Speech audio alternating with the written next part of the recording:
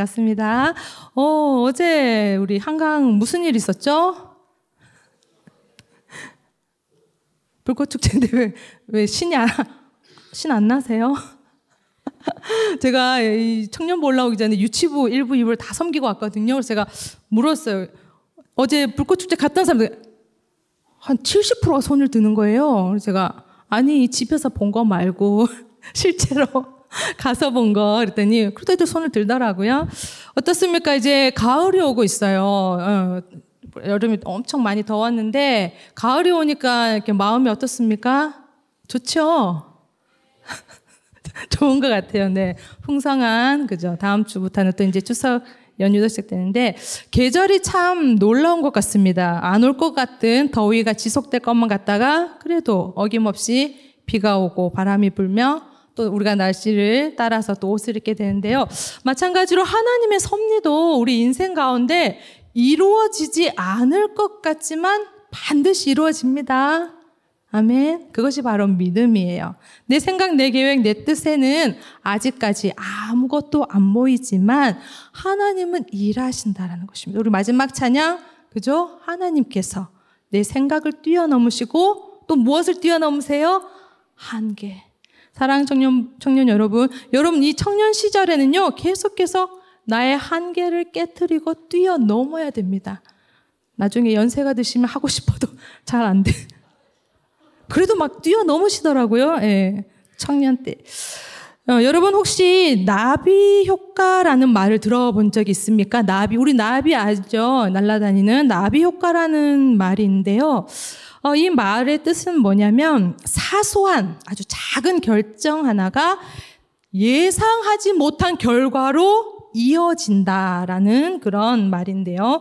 이 개념은 혼돈 이론 속에서 나왔습니다. 출발했고 1960년대 미국의 기상학자 에드워드 로렌츠가 처음 제안을 했습니다. 이 사람은 과학자가 아니고 원래 시뮬레이션을 연구하다가 아주 작은 초기의 조건, 그러니까 우리가 뭐 통계나 아니면 이렇게 과학을 연구하시는 분들이 이렇게 수치로 이렇게 볼 때 아주 소수점 아래에 몇 개 차이도 안 나는데 그게 쌓였더니 결국에는 완전히 다른 결과가 나타났다. 그것을 이제 비유해서 이런 말을 했습니다. 브라질에서 한 마리 나비가 날개를 퍼덕였는데 출발은 브라질이에요. 그런데 그 작은 움직임이 공기의 흐름을 바꾸고 결국 몇 주 뒤 미국 텍사스에서 볼케이노 태풍을 일으킬 수도 있다라는 것입니다. 작은 날개짓이 거기서 끝나는 것이 아니라 쌓였더니 실제 나비가 직접 태풍을 일으킬 수는 없잖아요. 그죠? 우리가 상식적으로. 근데 이 말은 복잡한 시스템에서 작은 변화가 누적이 되면 결국에는 큰 차이가 이루어진다. 그런 말이에요. 사랑하는 여러분, 이것을 우리는 믿음의 세계에서도 한번 적용해 볼 수가 있는데요. 세계적인 부흥사 무디가 어떻게 예수님을 믿게 됐냐면 그가 어린 시절 한 무명의 주일학교 교사가 무디를 찾아와서 복음을 전합니다. 아직까지 그 선생님 이름도 잘 알려지지 않았어요. 그런데 그 한 교사의 작은 헌신이 훗날 세계적인 부흥사를 일으키는 씨앗이 되었다라는 것이에요. 우리의 헌신은 작아 보일 수 있습니다. 이건 뭐 해서 하지만 하나님 손에 붙들리면 수많은 영혼을 살리는 영적 나비 효과가 나타난다는 것이죠. 제가 이렇게 우리 청년들 섬기는 걸 보면요, 대단해요. 저는 이제 미치학고사 있으니까 여기도 우리 선생님들 수십 명 앉아 계시는데 1부 예배 때 봉사하고 또 2부 가서 다른 부서에서 봉사하고 또 저기 주보까지 이렇게 주보팀 봉사. 대단해요. 그런 작은 헌신들이 내가 이 교회에 무슨 기둥도 아니고 그렇지 않다라는 것입니다. 나는 자꾸 보잘것 없는 사람이라 하나님께 크게 쓰임 받을 수 없다라는 생각이 들 수도 있지만 중요한 것은 크고 화려함이 아니라 하나님께 붙들려 있는 작은 순종이라는 것이에요.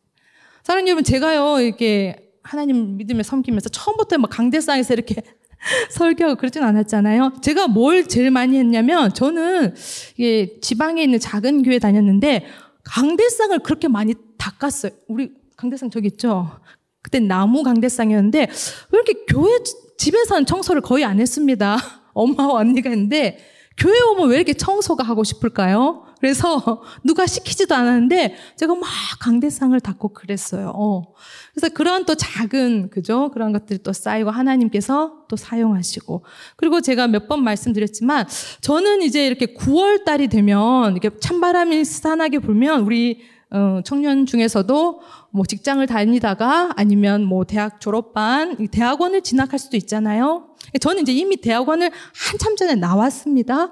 그런데 2011년이죠. 2011년. 지금부터 한 10몇 년 됐어요. 그죠? 13, 14년.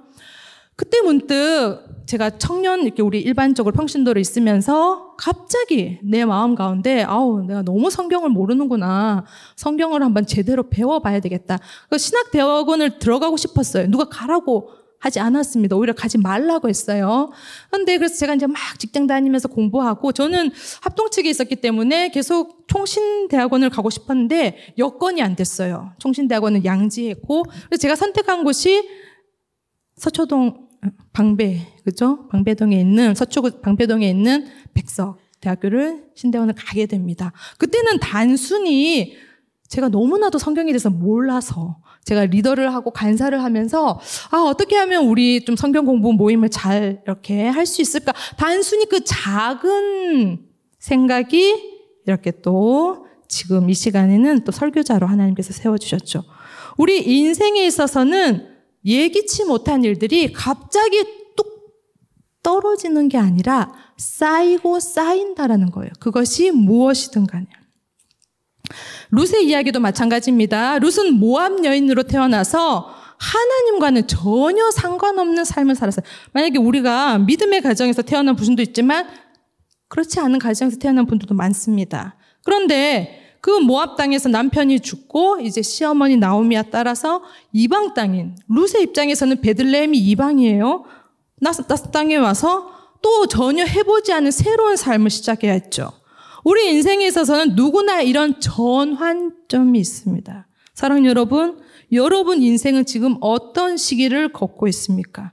방향을 바꿔야 할 때, 아니면 계속해서 가되 힘을 좀 더 내야 전진해야 할 때, 예상치 못한 변화를 선택해야 할 갈림길, 우리 청년 때 그런 불확실한 미래가 자주 우리 앞에 놓이는데, 오늘 우리가 읽은 이 룻기 3장에서는 바로 그 전환점, 그 중요한 시기에 룻은 어떤 선택을 했으며 그 선택의 결과는 어떤 결과를 나왔는지 우리가 말씀을 통해서 보도록 하겠습니다. 먼저 3장 1절을 함께 읽겠습니다. 룻기 3장 1절 시작. 룻이 시어머니 나오미가 그에게 이르되 내 딸아 내가 너를 위하여 안식할 곳을 구하여 너로 복되게 하여야 하지 않겠느냐. 내가 함께 하던 하녀들을 둔 보아스는 우리의 친족이 아니냐. 그가 오늘 밤에 타작마당에서 보리를 까불리라. 아멘. 이제 시어머니 나오미는 룻을 위해서 안식할 곳을 찾습니다. 어머니의 마음이에요. 여기 보면 며느리를 딸이라고 하잖아요. 우리 결혼하신 분들 다 아시죠? 며느리가 딸이 될 수 있습니까? 아무 감동이 없죠. 한번 결혼해 보세요. 어렵습니다. 저도 지금 아직 초보라서, 근데 저희 어머니는 잘해주세요. 이제 명절 되면 시댁 가잖아요. 제가 이제 며느리 하나거든요. 근데 우리 형님들이 막 일을 하시더라고요. 어머니가 일을 하시고 제가 해야 되는데. 그래서 이 나오미에게는 정말 자기 자부, 며느리지만 룻을 딸처럼 생각하고 이제 그의 앞길을 열어주려고 합니다. 안식한 곳. 여기서 안식할 곳의 원어를 보면 단순히 그냥 쉬는 곳이 아니라 안정된 가정. 지금 가정이 없잖아요. 남편이 없잖아요. 그죠? 보호받을 수 있는 처소, 미래가 보장된 곳을, 그런 큰 의미가 있어요. 나오미는 이 룻의 장래를 걱정하고 있다라는 것이죠. 당시 이 고대 근동 사회에서는 우리 시대처럼 이 여성의 인권이 보장받는 시대가 아니었습니다. 사람 숫자에도 세지 않았어요. 그리고 고아, 과부, 나그네는 아주 극빈층에 속해 있었기 때문에 이 나오미는 룻의 그 미래가 걱정이 되었던 것이죠. 현실적인 필요를 다 알고 있었습니다. 그러면서 동시에 하나님의 섭리 안에서 그것을 해결하려고 합니다. 그런데 여기서 보면 나오미는 특별히 보아스라는 한 사람을 지목합니다. 또 그의 밭에 이미 보냈죠. 2장에서. 이 나오미가 보아스를 지목하고 언급한 것은 그냥 자기 마음대로 지나가다 보니까 돈도 많고 잘생겨서 우연이 아니다라는 거예요. 왜냐하면 보아스는 고엘, 즉 기업 물을 자, 자신의 기업을 되찾을 나오미의 친족이었습니다. 레위기 25장에 보면 하나님의 법으로 어려움에 처한 친족을 구원할 책임을 가진 제도가 있는데 나오미는 이 법을 알고 있었어요. 우리의 이 남자가 지금 다 죽었잖아요. 남편 죽고 아들 죽고 집안이 지금 어려운데 이것을 고엘 제도를 생각해 보니까 맞아. 저 보아스가 우리 가정에 책임을 질 수 있는 친척이었지. 알았던 것이죠. 그러면서 그것을 딸과 같은 며느리 룻에게 적용을 합니다. 사랑하는 여러분, 지금 이 작전을 하고 있는 주체가 누구예요? 나오미죠. 그렇지만 그 위에는 하나님의 섭리가 있고 룻은 어떻습니까? 자기가 뭐 찾고 알아내고 뭐 하겠다고 지금 벌써 한 건 아니에요. 오늘날 우리에게도 나오미와 같은 이 신앙의 선배, 조언자, 조력자가 필요합니다. 필요해요. 아멘이시죠? 그래서 우리 자매들 저도 막 찾아오시더라고요. 특히 일청에서 그죠? 막 이 자매도 오시고 저 자매도 오시고 막 가다가 붙들려가지고 이게 인생의 문제들이 많이 있습니다. 결혼에 대한 문제도 있고 직장에 대한 많잖아요. 그래서 우리는 우리 가까이 있는 어떤 신앙의 부모님, 또 우리 목사님, 또 목회자, 전도사님, 신앙의 선배들, 우리 선배들, 우리 간사님, 또 우리 순장님들 많잖아요. 지혜로운 조언을 듣는 것이 중요해요. 특히 인생의 중요한 결정을 앞두고 있을 때 내 혼자 생각하면요 답이 안 나와요. 그리고요 내 또래와 이게 대화하면요 결과가 비슷비슷해요. 그런데 믿음의 공동체 안에서 조언을 구하는 것은 영적인 지혜입니다. 제가요 이제 저희 남편을 1월 달에 만났어요. 그리고 결혼을 5월 달에 했어요. 그러니까 한 3, 4개월 만에 했는데 그때 이제 저도 두려웠죠. 많이 사귄 것도 아니고 한 6번 만나고 바로 부모님 인사를 갔거든요. 근데 제가 이제 이것을 나오미의 어떤 시각을 왜 존중을 하냐면 저도 우리 남편에 대해서 잘 지금도 몰라요. 집사님 한 20년 사시면 아세요? 모르죠. 계속 몰라요. 나도 나 자신을 모르는데 내가 어떻게 그냥 사는 거예요. 근데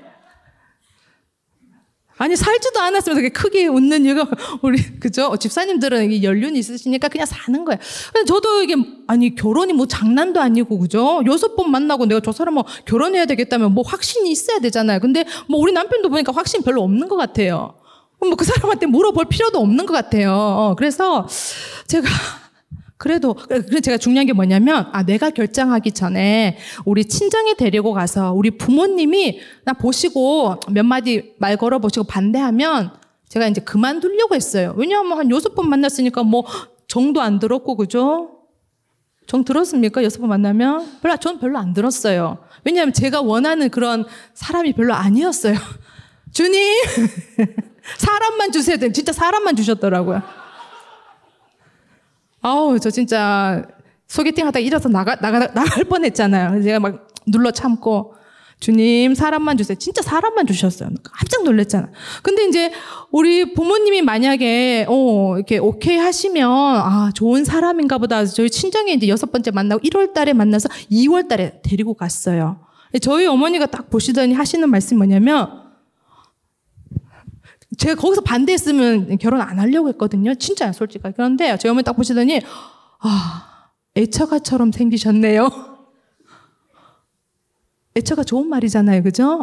그래서 내 눈이 틀리진 않았다. 우리 남편이 엄마가 보기에도 애처가처럼. 그러니까 여러분 진짜 제가 간곡히 부탁드리는데 우리 형제 자매들 이미 결혼 약속한 사람은 어쩔 수가 없어. 잘 살아야 돼. 근데 하기 전에 미리 부모님한테 좀 보여드리세요. 뭐 깜짝수 이런 거 별로 안 좋아요. 부모님 말리시면 다 이유가 있는 거예요. 왜냐하면 부모님이 반대하는 결혼 많이 하셨거든요. 고생을 했잖아. 동의를 안 하시는지 모르겠지만, 그래서 연륜이 있으신 우리 부모님들 말리는 게 절대 그냥 말리는 건 아니, 우리 자녀들을 위한 거예요. 그래서 이제 저희 부모님은 통과가 됐고, 이제 시댁에 갔어요. 이제 친정에 먼저 갔다가, 그래서 이제 저희 어머니는 제가 이제 구원자죠. 나이 많은 아들을 데리고 살 판이었는데 제가 이제 구원을 해준다가 얼마나 좋으시겠어요? 그러시면 저희 어머니가 이제 기도를 하시면서 이런 말씀을 하시네. 기도를 식사를 이제 다 차려주시고 어머니가 대표 기도를 하시는데 저희 엄마도 그렇고 친정 어머니도 시어머니 다 권사님이세요. 완전히 막 교회에서 사시는 분들이신데 저희 어머니가 딱 기도할 때 이런 말씀을 하시는 거예요. 하나님께. 하나님, 그러니까 우리 남편 죄송하지만 이름을 얘기할게요. 순종 잘하는 우리 현근이 지혜를 만나서 너무 감사합니다. 딱 들으니까 지금 잊혀지지도 않아요. 아, 우리 남편이 순종 잘하는 사람이 지금 그때 알았어요. 인사하러 가서. 아, 그래서 이 사람이 부모님과 살면서 순종을 잘하는 사람이었구나. 제가 말씀드리고 싶은 건 뭐냐면 내가 보는 이성이 다가 아니다라는 거예요. 어른들이 보고 부모님이 결정해 주시고 판단해 주시는 것에는 다 뜻이 있다라는 것이죠.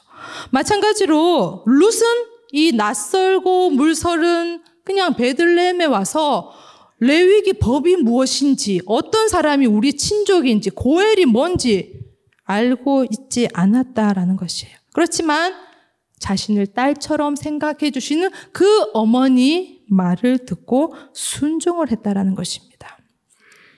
나오미는 그냥 덮어놓고 뭐 조언을 한 게 아니라 하나님의 법과 섭리를 근거해서 조언을 하죠. 우리도 그래야 해요. 내 생각이 중요한 게 아닙니다. 우리가 영적인 조언을 할 때나 들을 때나 하나님의 뜻이 우선이 되어야 한다는 것이죠. 그러면서 이제 어떤 말을 하냐면 3절을 우리 함께 읽겠습니다. 시작. 그런즉 너는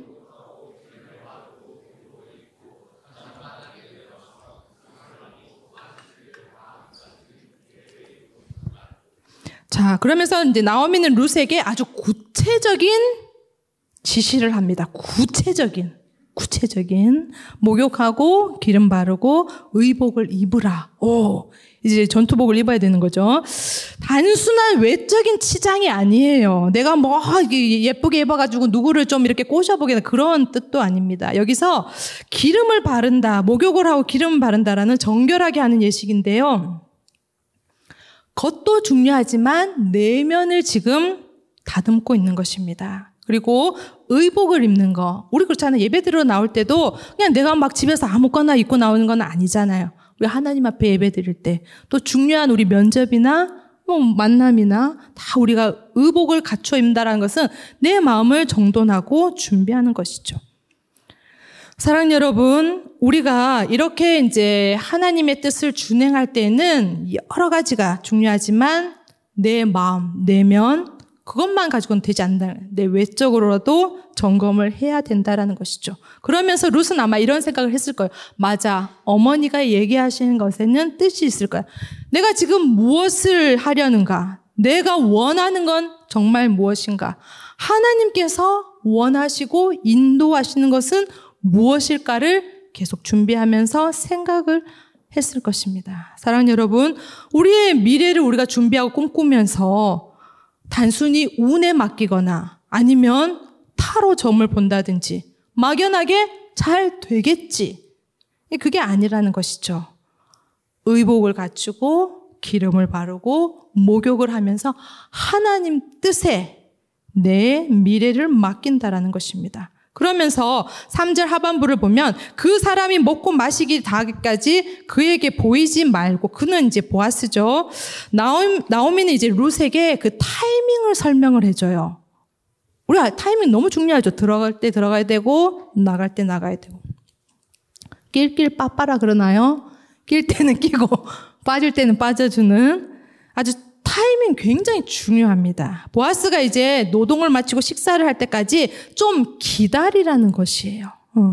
타작 마당에서 열심히 이제 노동을 하고 동료들과 함께 쉬면서 보아스의 마음도 편하고 기분도 좋았을 때. 근데 이런 나오미는 심리를 먼저 파악했다라는 것이죠. 그러면서 타작마당에서 바로 가지 말고 룻에게 좀 기다리라. 사랑하는 여러분, 우리 인생에 있어서 기다림 쉽지 않습니다. 우리 드라마도 그렇잖아요.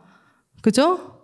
막 볼 때 아유 지루하니까 끝부터 보잖아요. 결말이 어떻게 됐나.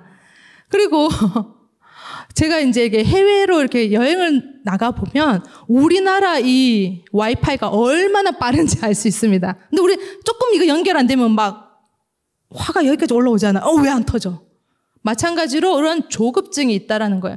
우리 신앙 인생에 있어서도 이런 조급증이 있다는 거예요. 그런데 하나님의 일하심에는 분명한 때가 있다라는 거예요. 전도서 3장 1절에 보면 범사가 기한이 있고 천하만사가 다 때가 있나니 모든 목적이 이루어질 때가 있습니다.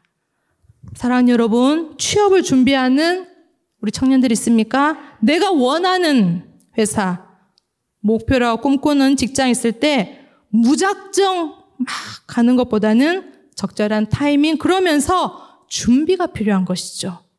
그리고 연애나 결혼을 기다리는 우리 청년들 마찬가지입니다.